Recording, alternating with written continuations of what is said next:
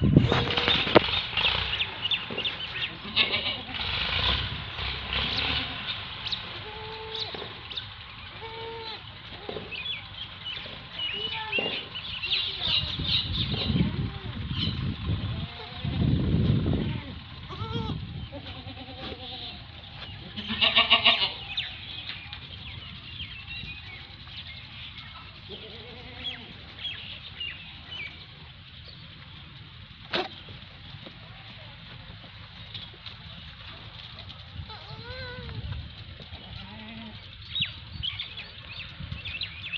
अल्हम्दुलिल्लाह दोस्तों, बच्चों की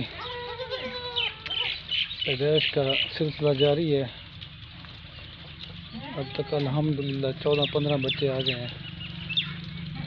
अभी बहुत सी बकरियां रहती हैं बच्चे देने में। इंशाअल्लाह इसी नवंबर के महीने में अक्सर बकरियां बच्चे दे देंगी इंशाअल्लाह।